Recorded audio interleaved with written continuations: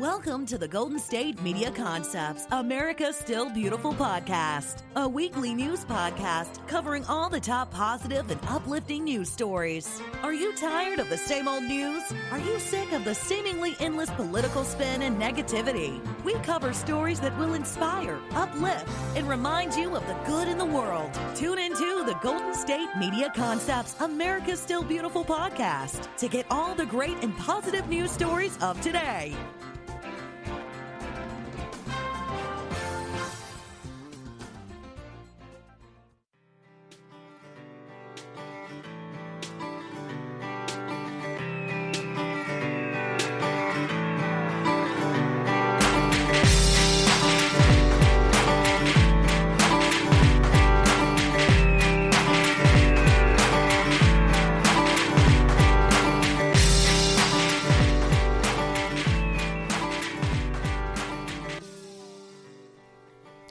Welcome to GSMC, America's Still Beautiful podcast, brought to you by the GSMC Podcast Network.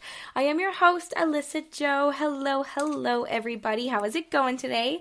I hope you're having a wonderful day so far, and I hope you've had a wonderful weekend. Happy Halloween. If you celebrated Halloween, I hope you had a fun and safe Halloween adventure. This year totally flew me off with COVID. I just was not motivated to dress up or anything. I ended up just spending the night watching a Halloween movie and falling asleep quite early. So it was really nice. Honestly, I might have to celebrate Halloween more often that way. Not a huge Halloween girl, but I love seeing people's costumes and dressing up and all that. I think it's a lot of fun. This year just wasn't as, it just wasn't as exciting. But I think that, I'm gonna blame that one on the pandemic because our world right now is just so different than than it used to be, than the past Halloweens, right? Or past events. So anyways, with all that being said, I hope you also had an awesome weekend, and if you had fun trick-or-treating or, gathering with friends, maybe you got to do a little Zoom call or whatever you got to do, I hope you indulged in lots of chocolate and candy and just had an awesome weekend. So I am back with another episode of all feel-good, positive stories to share with you. I am excited about today's episode, like I'm excited about most of the episodes. I got some really fun stories today. I got a really cool story about NASA, a first ever in history. You're not going to want to miss that one. I've got some cool stories about some animals, some new fun studies, just some exciting things that are happening in our world right now, and just some cool information. So lots to be shared today, and I'm just gonna hop right into it. So my first story I want to share with you is kind of a positive story, I guess, about the pandemic. So crime has dropped by 46% in the Philippines, even when the experts have expected it to go up during the COVID economic crisis. So across the Philippines, during the 200-day community quarantine period, crime has plummeted. No one is really sure why, though. So the Philippine National Police said that the cases of robbery and theft decreased by 60%. It also revealed that serious crimes, so including murder, homicide, physical injury, rape, robbery, theft, all of those were reduced by 46% nationwide during the same period. So that was about from March 17th to October 2nd. So they say, translated to a daily crime average, the Philippines has recorded an average of 93 criminal incidents per day during the 200-day implementation of the community quarantine, compared to the 174 per day incidents of the 200-day period before the community quarantine implementation.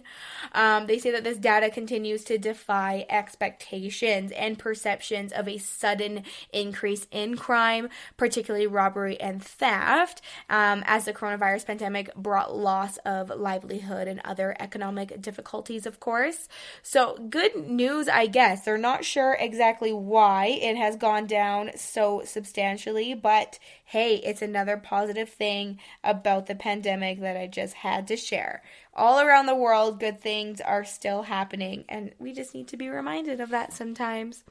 Now, I want to share a story with you about the gray wolf. So after 45 years, the gray wolf has now successfully been lifted off the U.S. endangered species list, which is just so 45 years since one of the most charismatic and persecuted carnivores on earth was listed under the Endangered Species Act. So the ESA, management of the gray wolf in the lower 48 states will now be passed to state and tribal governments in what has been one of the ESA's greatest successes. So the U.S. Fish and Wildlife Service based its final determination on the best scientific and commercial data available, a thorough analysis of threats and how they have been elevated, and the ongoing commitment and proven track record of states and tribes to continue managing the healthy wolf populations once delisted.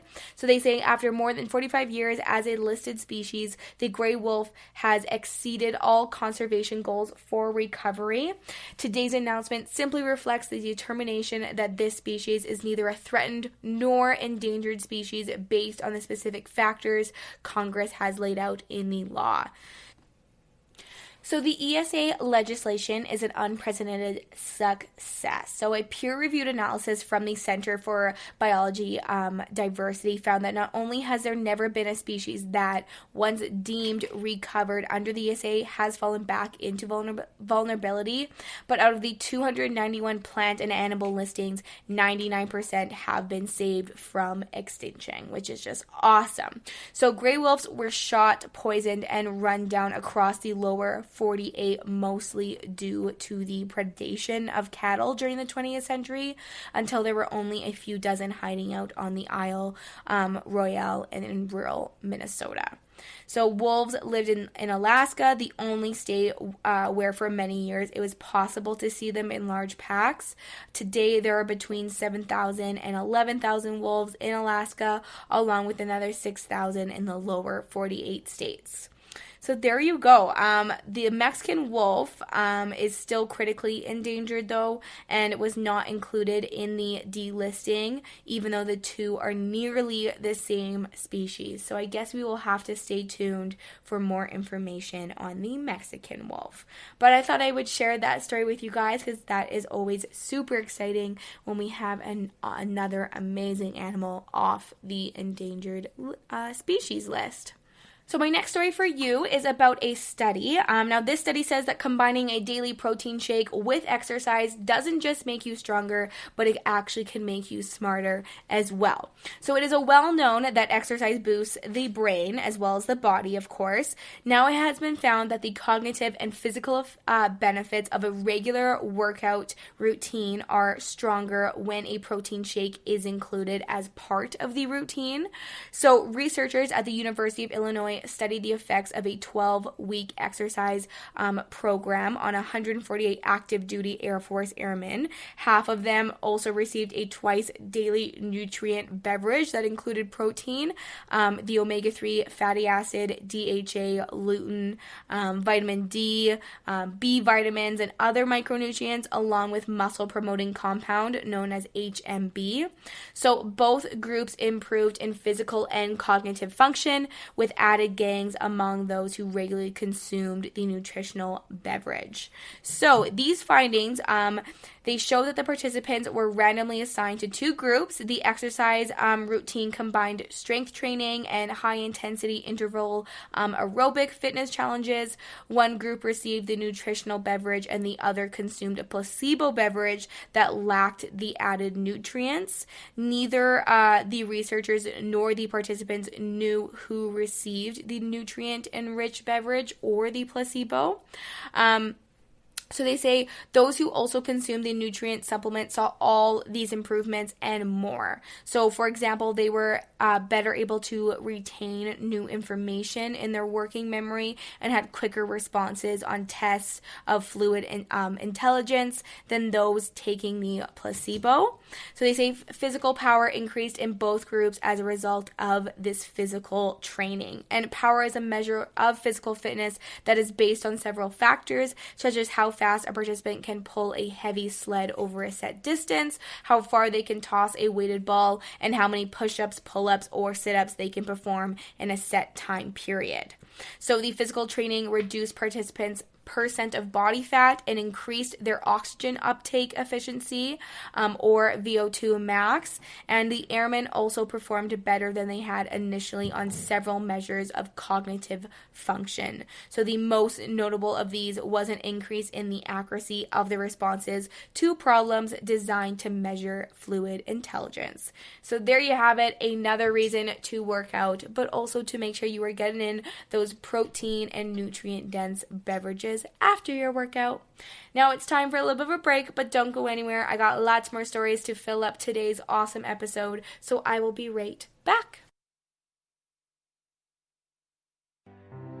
The GSMC Life and Happiness podcast takes you on a journey of exploration. We'll discuss tried and true methods alongside the latest trends of how to best live your life to its fullest and happiest. From psychology to meditation, science to self-help books, the GSMC Life and Happiness podcast will help you to discover what makes you happy and how you can live life being the best you possible. Download the GSMC Life and Happiness podcast on iTunes, Stitcher, SoundCloud, Google Play, or anywhere you find podcasts. Just type GSMC in the search bar.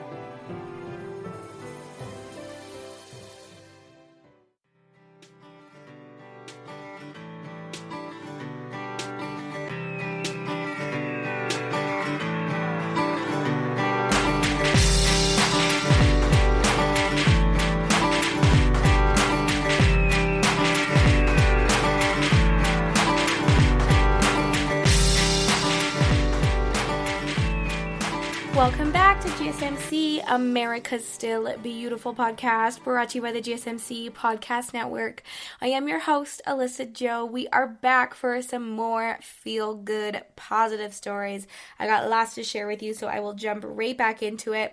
I have a really cool story about a selfless cop. Now, what this cop did is pretty amazing. So, Dave Jones and his girlfriend, they were hiking in California mountains off the John Muir Trail, and they ran out of food and they needed to resupply.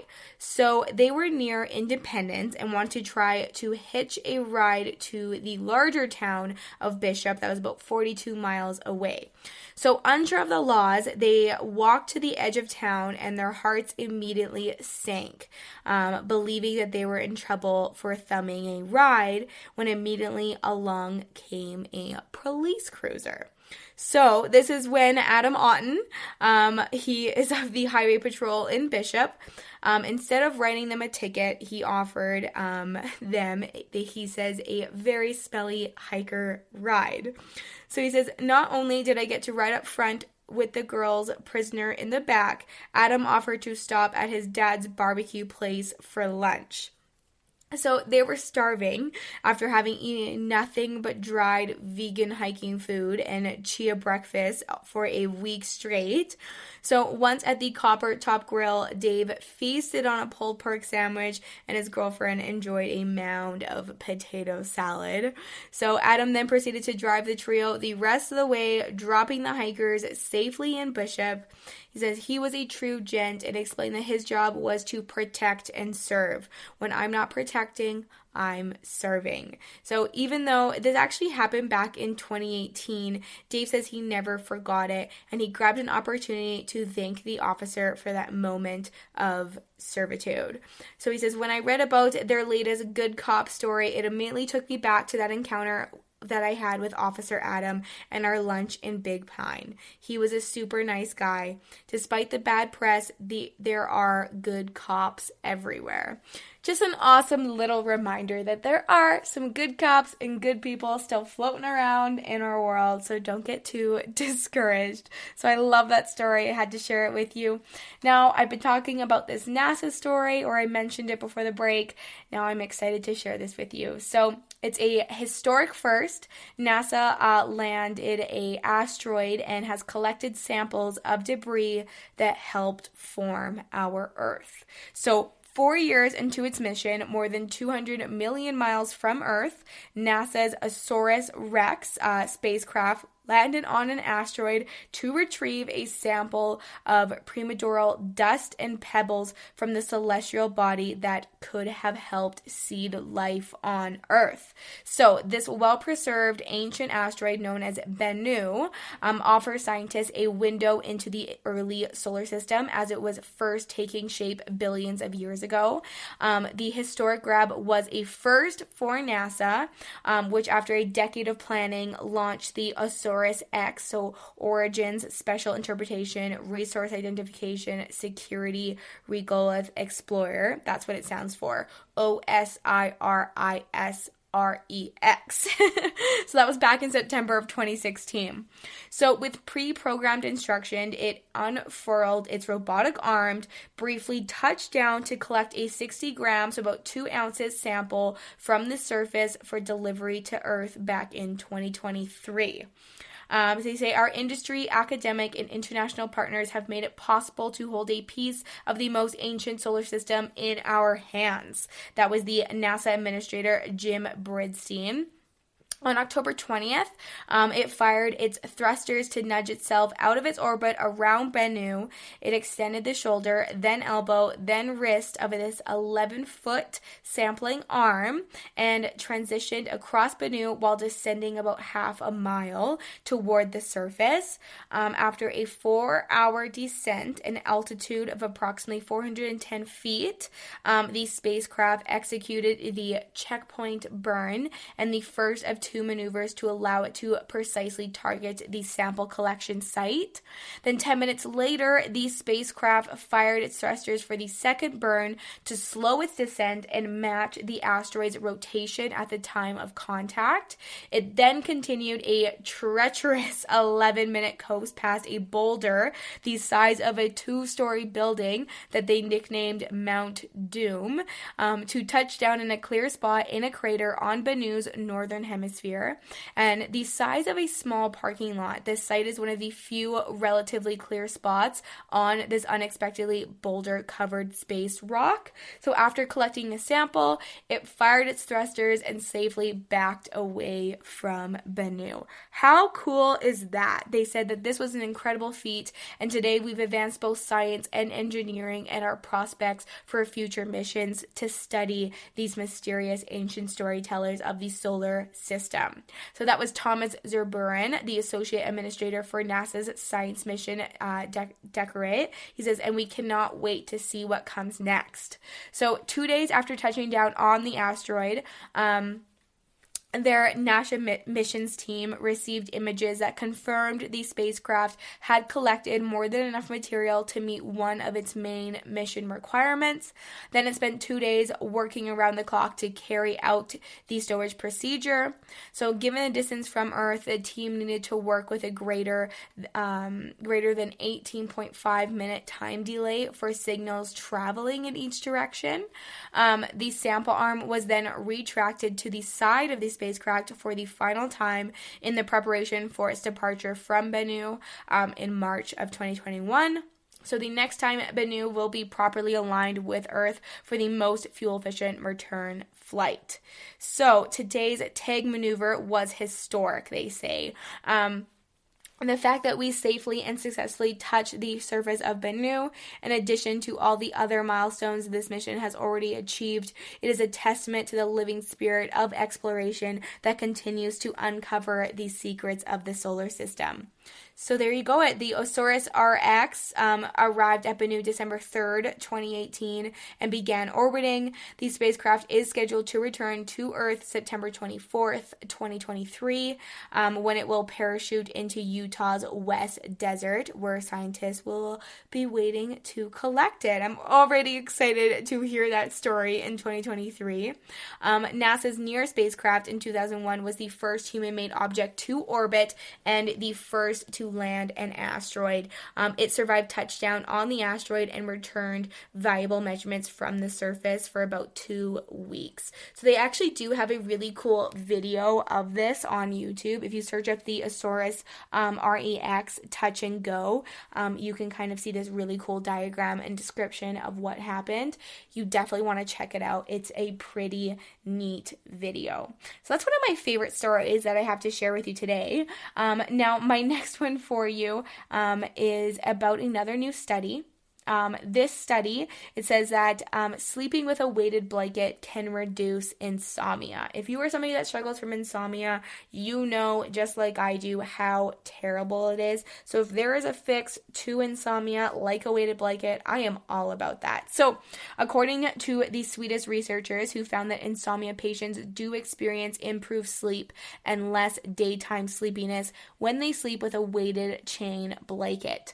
So results of this randomized controlled study shows that participants using the weighted blanket for 4 weeks reported significantly reduced insomnia severity, better sleep maintenance, and a higher daytime activity level, reduced symptoms of fatigue, depression, and anxiety.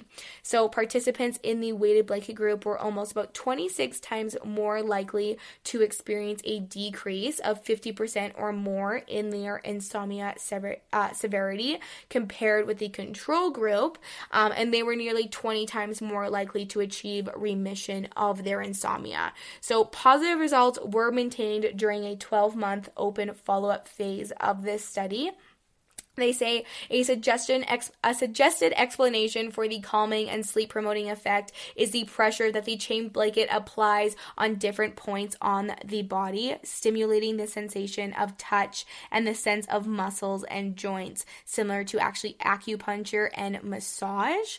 So there is evidence suggesting that deep pressure stimulation increases the parasympathetic arousal of the autonomic nerve system, at the same time reduces the sympathetic arousal, which is considered to be the cause of the calming effect. So there you have it. If you are somebody that struggles with your sleep, maybe you should go get a weighted blanket and hopefully indulge in a better night's sleep. Insomnia is one of the most annoying, terrible things of life. If you struggle with it, I really do feel for you. So now you have it. Maybe go check out a weighted blanket and see if it works for you. Well, with that all being said, it's time for another break, but don't go anywhere. I got a couple more awesome stories to round off today's episode. You're not going to want to miss it. I will be right back. Tired of searching the vast jungle of podcasts? Now listen close and hear this out. There's a podcast network that covers just about everything that you've been searching. Hey! The Golden State Media Concepts Podcast Network is here. Nothing less than a podcast bliss with endless hours of podcast coverage.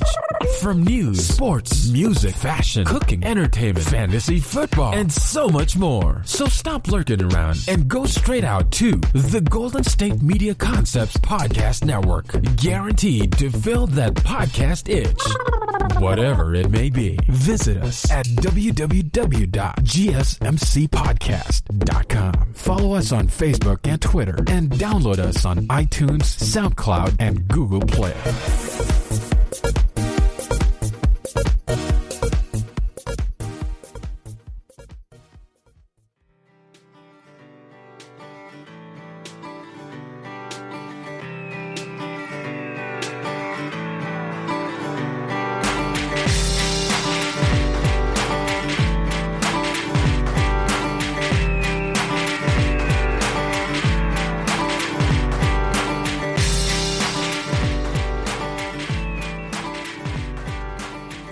Welcome back to the last stretch of today's episode. I'm going to jam-pack it with more feel-good, positive stories to hopefully uplift your Monday or just uplift your week. It's always nice to start off with a strong, positive note to your Monday and to your week, so you set yourself up for success and happiness throughout the week.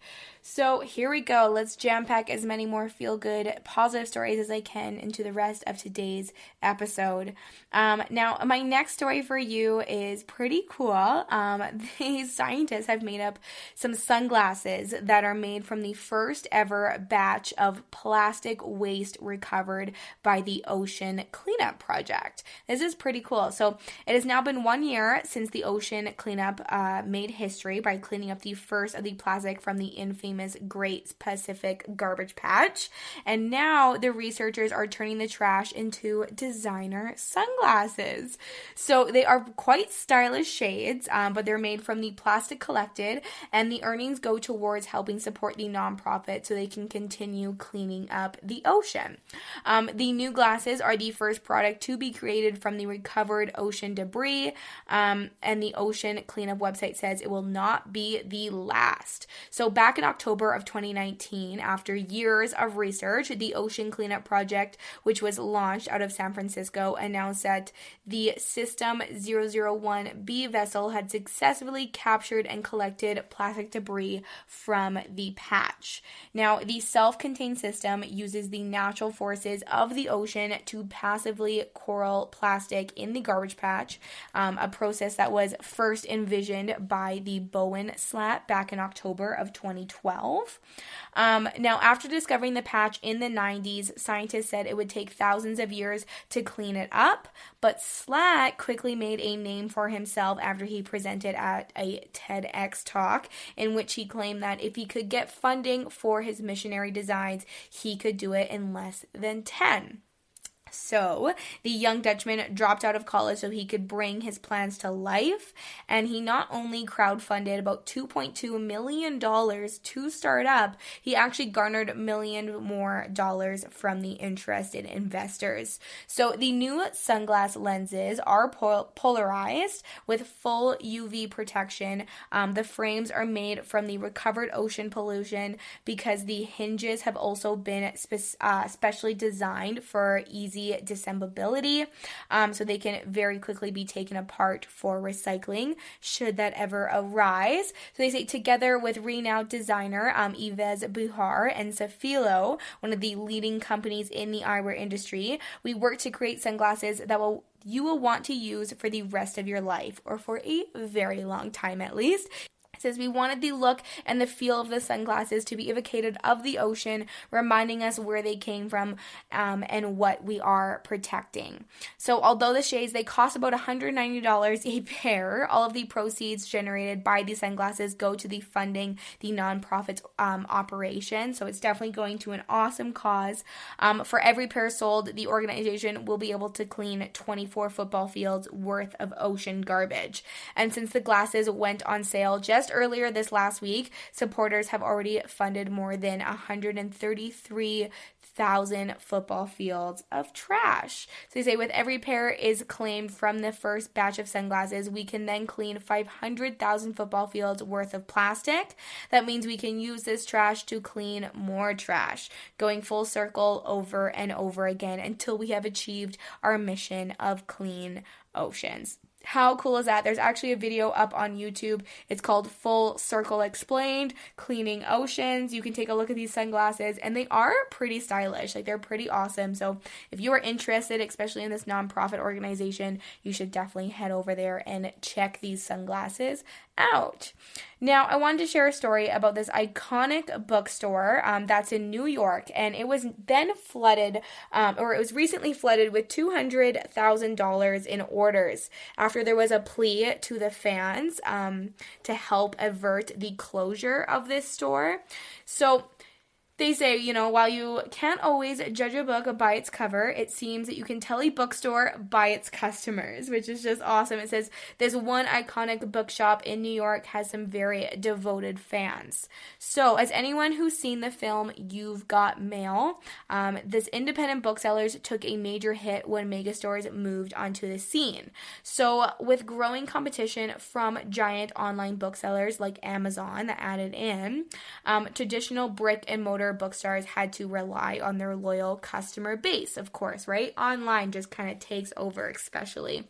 So one shining example now is this New York City's Strand bookstore. It's known worldwide for its 18 miles of books, a Greenwich Village fixture since 1927. The Strand is the single remaining establishment of a 48 bookstores that once ran the length of 4th Avenue's famous Book Row. So unfortunately, with the COVID-19 pandemic reducing the crucial foot traffic, they were faced with an awful prospect of having to close the Strand's doors for good. So in a last kind of a ditch effort to save the family business, who is now run by Nancy Bass Wyden, who is the granddaughter of the store's original owner. Anyways, she reached out to her customer base with a plea for help. She says, I'm going to pull out all these stops. She made a tweet and says to keep sharing our mutual love of the printed word, but for the first time in the Strand's 93-year history, we need to mobilize the community to buy from us so we can keep our doors open until there's a vaccine. So the response from the Strand's loyal clientele came in the form of an avalanche, they're calling it, of 25,000 orders over the course of a single weekend that crashed the store's website and brought in approximately $200,000 in sales, which is just absolutely crazy. It's so cool. So that was then followed up by a roundly block lines at the store's flagship location on Broadway and East 12th Street in Lower Manhattan when the store opened. It says, how could I not love my book community for helping with this? I really don't think that we're just a bookstore. I think we're a place of discovery and a community center. When I ask for help and they respond this fast, it's just so heartwarming.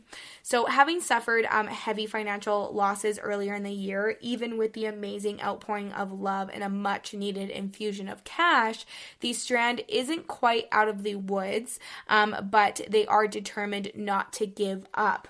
She says, as the third generation owner, I have tried to imagine what my dad and grandfather would do right now after they spent their entire lives 6 days a week working at the store. I don't believe they'd want me to give up without a fight.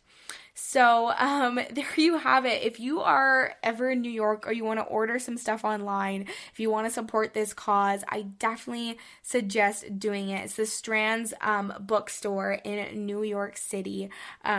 This is just such a cool thing. I love small businesses. I love supporting those types of things. So if you do want to support this, you can go to their website, the Strand's Bookstore. You can order things online. If you are in the New York area, maybe you can go check it out and see what everything is about. Maybe purchase some books, buy some Christmas presents, whatever you like to do. But go help out this business that's been around for so long, way too long to just give it up.